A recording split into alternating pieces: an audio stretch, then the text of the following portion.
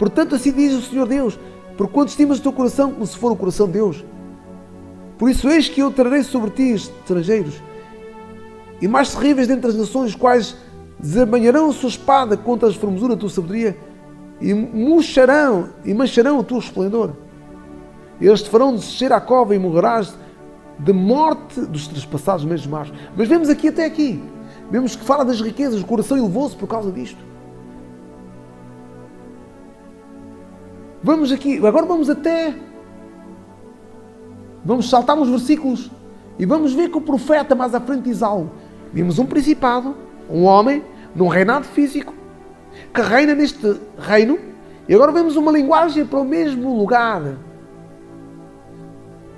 Filho do homem, verso 12 de Ezequiel, levanta uma lamentação sobre o rei de Tiro e diz-lhe, assim diz o Senhor Deus, tu eras o selo da medida, cheio de sabedoria, veja como fala aqui, e perfeita em formosura, estiveste no Édano, jardim de Deus, toda a pedra preciosa era a tua cobertura, a sardónia, o topázio, o diamante, a turquesa, o inox, a jaspe, a safira, carbúnculo, a esmeralda, o ouro, em ti se faziam os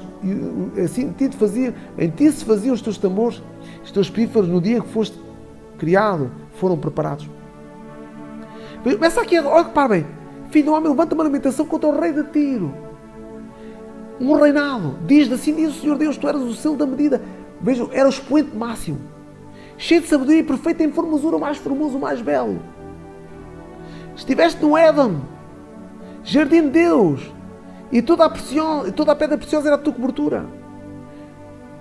Sardónio, topázio, diamante, inox, a turquesa, inox, a jaspe, safira, carbúnculo, esmeralda, ouro.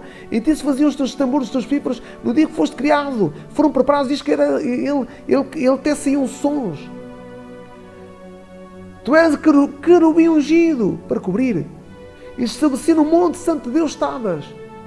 No meio das pedras afogueadas andavas. Perfeito eras dos caminhos desde o dia que foste criado, até que se achou iniquidade em ti. Na multiplicação do teu comércio se encheu o teu interior de violência e pecaste, por isso lancei profanado do monte de Deus e te fiz parecer ao querubim cobridor ou protetor, no meio das pedras afogueadas. Elevou-se o teu coração por causa da formosura, corrompeste a tua sabedoria por causa do teu resplendor. Por terra te lancei diante dos reis, te pus, para que olhem para ti, pela multidão das tuas iniquidades, pela injustiça do teu comércio profanaste os teus santuários.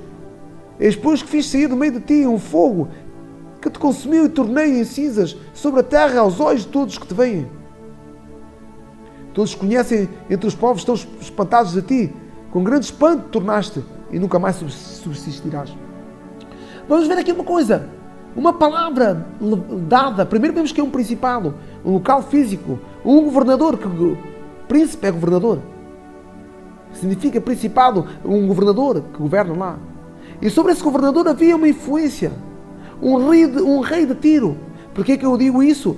Assim diz o Senhor Deus, tu eras a medida máxima, expoente máximo, cheio de sabedoria e perfeita em formosura. Diz que ele era mais sábio que Daniel. Estamos a falar aqui as vendas uma inteligência superior. Estiveste no Éden, no jardim de Deus. Vemos pelo decorrer dos tempos e vendo o tempo que passou desde Éden até aqui, vemos dois factos aqui. Primeiro, este rei nunca esteve no jardim do Éden. Por isso ele não podia ser um homem. Era um reinado, um portal, uma dimensão acima da dimensão física normal, natural deste mundo, onde estava este príncipe de Tiro. Por isso, diz aqui, estavas no Éden, no jardim de Deus, a tua cobertura, a pedra preciosa, a cobertura, fala de esplendor, fala de glória, fala algo de tremendo.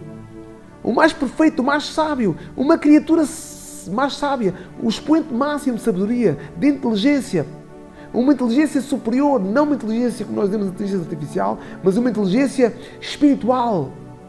E diz que dessa dimensão ele vivia, tinha uma influência sobre este reinado. Por isso é que nós estamos a ver tudo isto. Este era um reflexo, o rei era um reflexo de um reinado, de uma dimensão acima de nós, de um portal que se abria e que tinha influência sobre nós, sobre o mundo. Por isso agora vamos ver porque é que nós falamos de Apocalipse 17, porque nós estamos a falar de guerras, porque é que eu estou a dizer que estamos em guerra.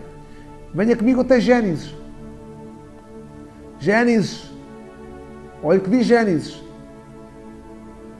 Gênesis 3. Venha comigo até Gênesis 3. Gênesis 3, 1. Vejam esta serpente. Um ser superior, inteligente. Diz versos 3. Ora, a serpente era a mais astuta de todas as animais do campo que o Senhor Deus tinha feito. As animais é da criação dos animais que Deus tinha feito. E vejam, diz que era é mais astuta. A mais sagaz. A palavra aqui astuta fala de sofisma.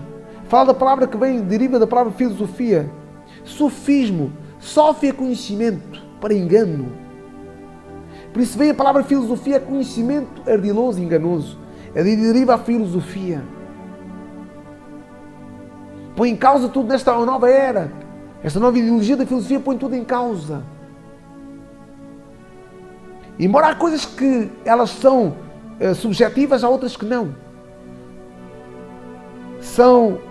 Diz que tudo é relativo. Não, há coisas que são absolutas. Então vejam esta animária do campo, esta inteligência superior, este ser dotado também, esta mesma personagem, a mesma personagem de Isaías 14, é a mesma personagem de Apocalipse 12, 7 e versículos seguintes e anteriores, que diz que ele levou após si este grande dragão, o dragão vermelho, levou após si 1/3 das estrelas do céu. Que se rebelaram contra Deus, eles foram expulsos e vieram. Ele enganou. A tal serpente que engana todo mundo, vemos aqui, usou sofismo, usou engano. É das armas mais poderosas que ele usa. E a humanidade está enganada. Está caminhando para o secularismo, para o abismo. Estas novas ideologias de género, LGBT, lobby gay, são movimentos das mãos do diabo. São movimentos tenebrosos, uma força tenebrosa. E disse a mulher à serpente: do fruto da árvore do jardim comereis, mas do fruto que está no meio do jardim, disse Deus, não comereis dele, nem dele, mas do fruto da árvore que está no meio do jardim, disse Deus, não comereis dele, nem nele tocareis, para que não morrais. E a serpente disse à mulher, certamente não morrereis. Vemos uma serpente sagaz, mas astuta. Vemos um diálogo com a mulher. Porquê que estamos a dialogar? Porquê que ela está a dialogar com a mulher? Porque está a haver aqui um diálogo, já vamos ver, vamos desvendar este mistério. Estamos numa súmula, estamos quase a terminar. Vou tentar ser breve para trazer até si este ponto final. Estamos quase na apoteose, na parte final, numa súmula profunda, poderosa. Por isso quero desvendar até si porque é que há estas guerras, estes rumores de guerras. Estamos quase a desvendar isso. Vejam, presta atenção que eu estou a trazer até si. Porque Deus sabe que no dia em que dele comer se abrirão os vossos olhos, sereis como Deus, sabendo o bem e o mal. Vemos esta serpente, falando com a mulher, dizendo, Deus sabe muito bem, tentando mostrar que Deus escondia algo à mulher. Ou à mulher, e enganou a mulher, seduziu a mulher para isto. Depois desta conversa, a mulher viu que a árvore que não era boa, agora era boa para se comer.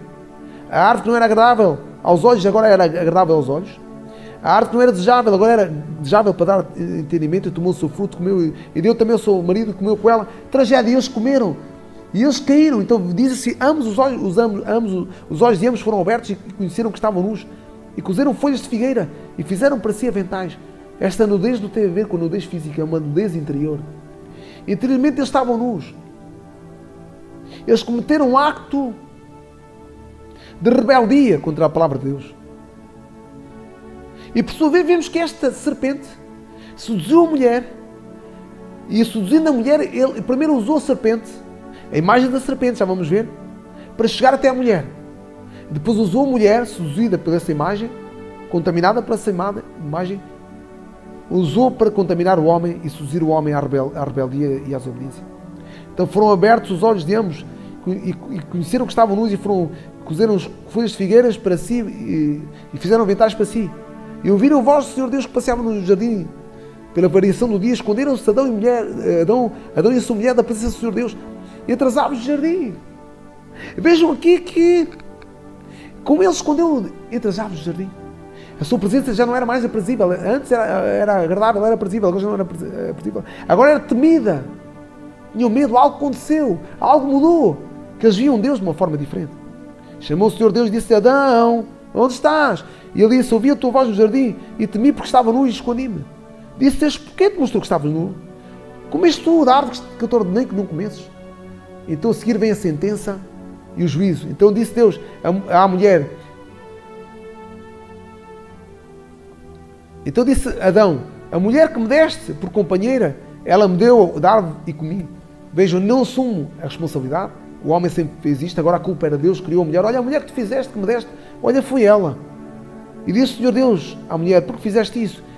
E disse a mulher, a serpente me enganou e comi. Vejam, a antiga serpente que engana todo mundo. Vejam em ação, em apoteose. O que é que eu quero dizer? A mulher começou-se a interrogar acerca daquela árvore. Porquê é que ela estava ali? Porquê é que não podiam comer? Se Deus disse, olha, eu não percebo. As árvores são todas iguais. A árvore do conhecimento do bem e do mal é igual. Nós vamos ver, vamos ter que ler um bocadinho mais atrás para nós percebermos o que é que se está a passar aqui. Então, o Senhor Deus disse à serpente, por quanto fizeste isto, maldito serás, mais toda a fera, mais todos os animais do campo. Sobre o teu ventre andarás e pó comerás todos os dias da tua vida. Sabe pó este? A palavra de Deus diz, homem, tu és pó e ao pó voltarás. Nós vemos mais atrás, porque tu és pó, ao pó voltarás. Nós vemos isto. Então o serpente, ele alimenta-se do homem. No momento que o homem desobedeceu, deixe-me explicar-lhe uma coisa, vamos ler um pouco mais atrás, vamos ao capítulo 2. Vamos recuar aqui ao capítulo 2, que eu quero mostrar-lhe uma coisa importante. Depois do homem ter feito, Deus ter feito o homem, o colocou no jardim do Éden, disse, vejam, Deus colocou no jardim do homem, aliás, colocou o homem no jardim do Éden. Verso 15 do capítulo 12. Tomou o Senhor Deus o homem e pôs-o no jardim do Éden para o lavrar e guardar. Vemos duas palavras aqui. Lavrar. A segunda palavra, lavrar. A primeira diz que é cuidar. Cuida bem, trata do jardim, disse Deus ao homem. Deus falou com o homem e disse, homem, e não deixes guardar o jardim. Olha, vai haver um ladrão, vai haver alguém que quer guardar o jardim. É o que esta palavra nos leva. É a lógica indutiva que a palavra de Deus nos leva a induzir isto. E a lógica dedutiva. Somos induzidos pela palavra de Deus a crer assim e a ver assim. Se vamos ver a origem das palavras, ela nos leva a isto. Então ordenou-se ser Deus ao homem, dizendo, toda a árvore do jardim comerás livremente, mas a árvore do conhecimento do bem e do mal dela não comerás, porque no dia que dela comeres, certamente morrerás. Vemos que antes Deus pôs o quê? E diz que Deus, verso 9, o Senhor Deus fez brotar da terra, verso 9, e plantou o Senhor Deus um jardim no Éden, no lado do Oriente, e pôs ali o homem que tinha criado. Éden literalmente tem jardim de leite, algo leitoso, tremendo. O Senhor Deus fez brotar da terra toda a árvore agradável à vista. E boa para comida, a árvore da vida, no meio do jardim, e a árvore do conhecimento do bem e do mal. Então Deus deu uma ordem específica, lavra, guarda, e a palavra guardar aqui, ela me diz que nada se guarda que não esteja sujeito a ser furtado. Então Deus deu uma ordem específica. O que aconteceu em Gênesis? Nós estamos a ler no capítulo 3. Logo assim vemos esse cenário. A antiga serpente que engana todo mundo. Vamos a 2 Coríntios, vamos perceber porque é que é esta antiga serpente. Vamos desvendar os mistérios do reino. Porque é que ela está na terra. Estamos a já perceber um pouco mais. Que ela influencia reinos, reis. Ela influencia pessoas poderosas, tremendas. Ela influencia a todos nós para o pecado, para a desobediência. Ela influencia toda a humanidade a desacreditar a palavra de Deus. São poderes tenebrosos que estão na terra. Eles serão tempo soltos, como diz em Apocalipse. Mas temo, verso 11 de Apocalipse, aliás, 2 Coríntios 11, mas temo que uma serpente enganou Eva com sua astúcia. Assim também sejam de alguma sorte corrompidos os vossos sentidos e se apartem da simplicidade que há em Cristo Jesus. Ela enganou. Esta personagem é a mesma que está em Apocalipse 12, 7 e versos seguintes.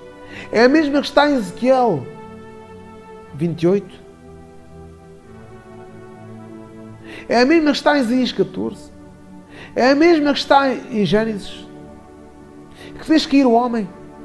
Então vamos entender como tudo isto começou. Estamos quase lá. Como tudo isto começou. E diz assim o apóstolo Paulo, diz, porque se alguém vos pregar outro Jesus que não temos pregado, e se o recebeis, e se recebeis outro Espírito que não recebestes, ou outro evangelho que não abraçaste, em razão o sofrereis. Porque nada foi inferior aos mais excelentes apóstolos, por isso introduzis isto, porque aqui disseram que ele era falso apóstolo. Então ele teve necessidade de elucidar as mentes mais daqueles que o atacavam, dos céticos, daqueles que eram à semelhança desta mesma personagem que nós estamos aqui a ler. O diabo, Satanás, a antiga serpente que engana todo mundo, o grande dragão.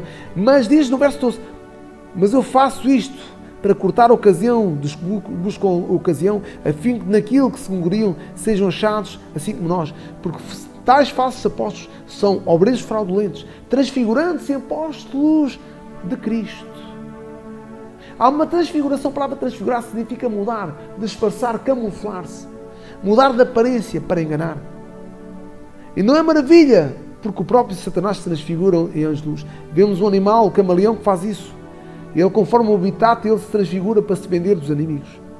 E às vezes para também apanhar presas. E diz, não é muito que os seus ministros também se transfigurem em ministros de justiça. Vejam, a palavra transfigurar aparece várias vezes aqui. O fim dos quais será conforme as suas obras. Outra vez vos digo, mas digam assim, ele diz antes. Não é maravilha que o próprio Satanás se transfigure em anjos de luz. O que está por trás destas mentalidades, desta forma de agir, das obras que nós vemos no mundo, é esta personagem. É isto que eu queria trazer até assim. Quero trazer até assim este despertar, que estamos numa guerra, num conflito. E quando há guerras, é esta personagem que está por trás. Como é que isto aconteceu? Vou explicar-lhe. Diz assim, perguntei a muita gente, onde estava a serpente? Toda a gente diz que a serpente estava no jardim do Éden. Eu disse, sério? Então venha comigo ao jardim do Éden ver novamente se estava lá. Capítulo 2, vamos ver aqui, aliás, capítulo 1. Diz, depois Deus ter feito isso assim. Diz que, depois de criar o homem, diz que Deus os abençoe e diz que e viu Deus tudo quanto tinha feito. Eis que era muito bom, e foi a tarde e a manhã e o sexto dia. E as pessoas têm falta de entendimento. Quando Deus fala aqui sobre... Quando nós falamos aqui que a serpente era a mais astuta, não era uma serpente natural, era uma serpente sobrenatural. Vemos que, quando em Ezequiel 28, que fala que estava no Éden, jardim de Deus. Primeiro diz que diz que ela era de uma inteligência superior. Olha aqui. Tu eras o selo da medida, cheio de sabedoria perfeita e formosura. Estiveste no Éden. E vimos que cronologicamente este reino não podia estar no Éden por duas coisas muito importantes aqui. Primeiro, porque no jardim do Éden não havia nenhum rei. Os reis vieram depois, os reinos vieram depois.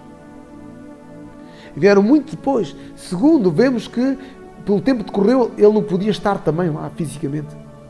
Então, claramente que era um ser espiritual. Vês que o apóstolo Paulo diz que comparamos as coisas espirituais com as coisas espirituais. Então, o apóstolo Paulo fala aqui desse aspecto desta serpente que enganou todo mundo.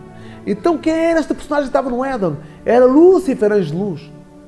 A sua queda deu-se simultânea no céu e na terra. Estavas no monte de Deus, quer ver? Estiveste no Éden, no jardim de Deus. Pois diz assim, mais à frente, tu eras o querubim ungido para cobrir e estabelecer no monte de Deus, no monte santo de Deus estavas, no meio das pedras afolhadas andavas. Aqui monte de Deus significa monte elevado, posição elevada. E hierarquicamente era o anjo mais poderoso. Era aquele que estava, era o guardião mais poderoso que Deus tinha formado. E ele, por causa da sua formosura, por ser tão belo, porque Deus não faz coisas feias, Deus faz tudo belo, tudo perfeito. Mas ele intentou ser Deus, vemos em Isaías 14. Subiu no seu coração. O mesmo intento que subiu neste rei de Tiro, que se levantou. Este Gog e Magog. Gog e Magog, que nós falamos sobre a Rússia, é o mesmo desejozinho que está no coração. Estava neste coração também do rei de Tiro. Que quer dizer com isto que há um reflexo da dimensão, que há um portal aberto. E que essas dimensões estão constantemente a influenciar os homens das suas decisões. Por isso o homem caiu aqui. Como o homem caiu pela desobediência, como é que ele caiu? Esta serpente sagazmente, este Lúcifer, o homem não desconfiou. Porquê? Porque ele usou a imagem da serpente. Então ele se transfigurou, ele usou a imagem, fez cair a mulher, e ele, quando na sua queda, ele transfigurou-se, deixou de ser anjo de luz, querubim protetor, e ele se transformou num grande dragão. Na antiga serpente que engana todo mundo. E o homem, pela desobediência, ficou debaixo do seu domínio, da sua soberania de trevas.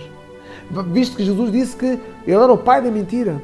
No Evangelho de João, capítulo 8, verso 44, Jesus diz: vós tendes por pai o diabo e quereis satisfazer os desejos do vosso pai. Ele é homicida desde o início, ele nunca se firmou na verdade. Então ele fala aqui dessa dimensão espiritual. Quis trazer uma súmula, muito mais temos a dizer, numa súmula resumida de que há influências que eles estão presentes nos senados, nos tribunais. Eles estão presentes em altos cargos políticos. Fiz esta mensagem para a honra e glória de Deus. Deus colocou esta mensagem no meu coração. E quero pedir desde já um pedido. Que você compartilhe esta mensagem com outros. Guerras e remorsos de guerras. Bem-vindos aos fenómenos da natureza à luz da palavra de Deus. E neste capítulo específico, no segundo capítulo, trago assim guerras e remorsos de guerras. Peço que você compartilhe esta mensagem, este segundo episódio com outros, para também fazer subir o canal, para que o Evangelho chegue a outras pessoas. Que Deus os abençoe ricamente. Deus me deu esta mensagem, me deu sonhos sobre guerras. Tive um sonho de um grande conflito, de grandes conflitos destes últimos tempos, grandes batalhas. Por um lado prevaleciam o povo de Israel e os aliados, por outros prevaleciam as nações gentílicas e ateístas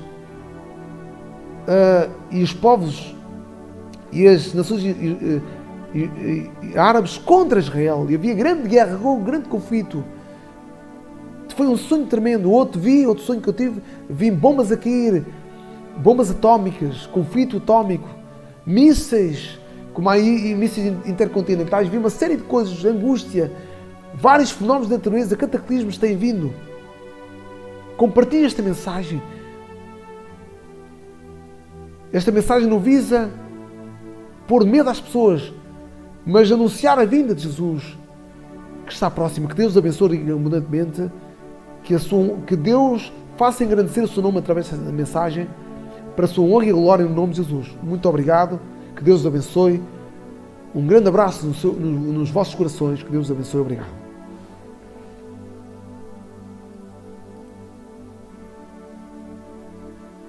Políticos, na esfera da política, quando a Bíblia fala de chifres, de cornos, de chifres do corno, de um pequeno corno que se levantou, estará prestes essa manifestação, porque as forças das trevas estão sobre a terra. Chamei a sua atenção para guerrearmos, para orarmos, para batalharmos, para estarmos em uníssimo contra as forças das trevas. O apóstolo Paulo diz: olha, amigos, tomem toda a armadura de Deus. É tempo de pleitar, é tempo de guerrear. Vamos lutar, vamos pregar o Evangelho, vamos anunciar a verdade, para contrapor, para resistir a estas obras infrutuosas das trevas que têm invadido a terra. O Salmo 1 diz sobre isso. Vamos até o Salmo 1, vamos terminar.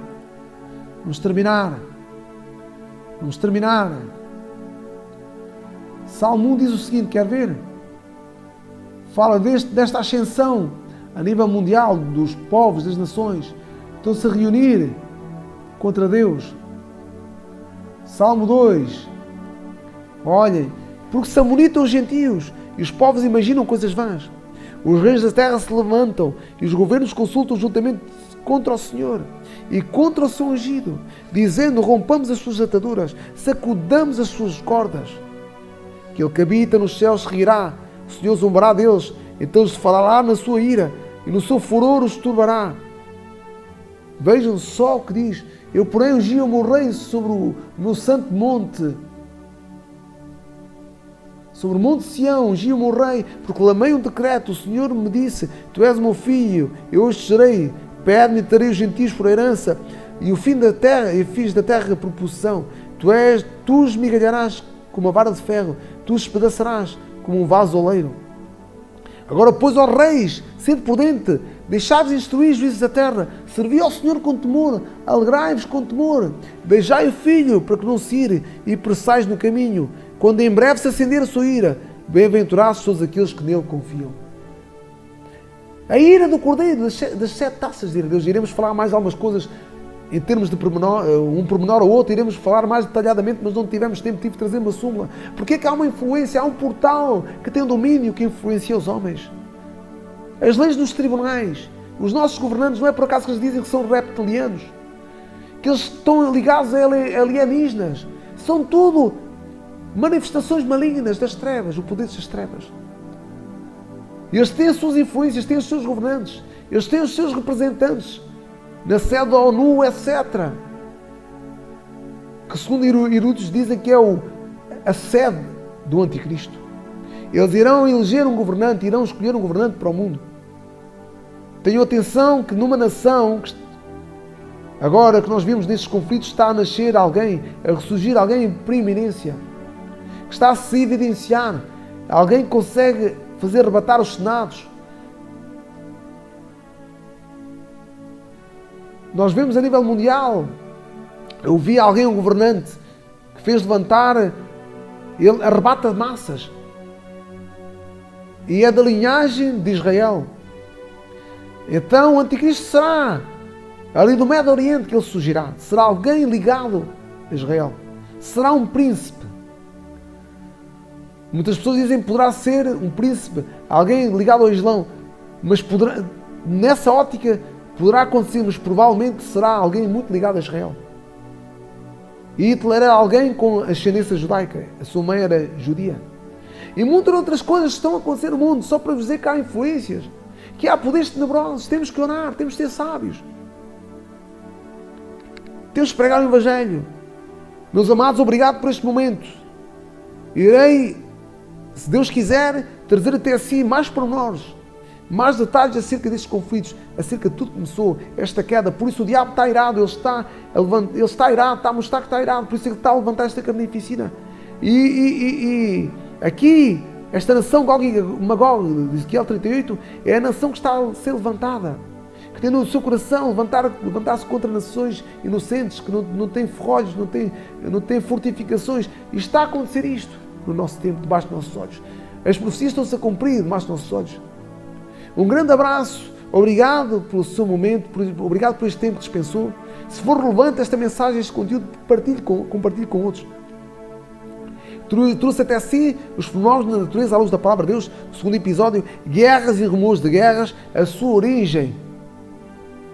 O que é que está por trás das guerras, dos conflitos? Como tudo começou no Jardim do Éden. Como tudo começou nos céus, houve guerra nos céus. Este ser intentou, ele criou um vírus chamado pecado. E tentou ser igual a Deus. Usurpar o trono de Deus. Por isso ele criou esta guerra, convenceu um terço dos anjos a rebelar-se contra Deus. Eles foram lançados para a terra porque, como o homem pecou e desobedeceu a Deus, então Deus o lançou de lá para cá, para a terra. Por isso Deus disse ao homem uma ordem específica: lavra o jardim e cuida do jardim, guarda, não deixes roubar. Meus amados, obrigado por este tempo que dispensaram. Que Deus abençoe rica abundantemente. Que a graça do nosso Senhor Jesus Cristo, que o seu grande amor esteja sobre vós, no nome de Jesus. Eu terei aqui numa próxima oportunidade. Que Deus abençoe rica abundantemente. Até uma próxima oportunidade. Vigie, vem o Rei, vem as bodas do Cordeiro. Santifique-se. Busca a face de Deus, arrependa-se. Falemos, proclamemos arrependimento às nações, às pessoas, oremos por elas. Santifiquemos, porque o grande Rei está aí. O dia do Cordeiro de Deus, do Senhor dos Exércitos, está aí. A vinda de Jesus está às portas. Estes são os sinais que anunciam, que antecedem a sua vinda. Estes grandes sinais, estes grandes fenómenos, que vieram de uma forma súbita, que impactaram o mundo como autênticas bombas atómicas, que abriram um novo quadro. E nós estamos dentro das profecias bíblicas, nós estamos dentro dos cumprimentos apocalípticos, de vários flagelos que nós vemos em Apocalipse. Não tive a oportunidade de mostrar ao pormenorizadamente esses flagelos, mas irei fazê-lo se as pessoas desejarem. Escreva comentários, diga alguma coisa, ajude-me a proclamar esta mensagem. Que Deus abençoe rica abundantemente, no nome de Jesus.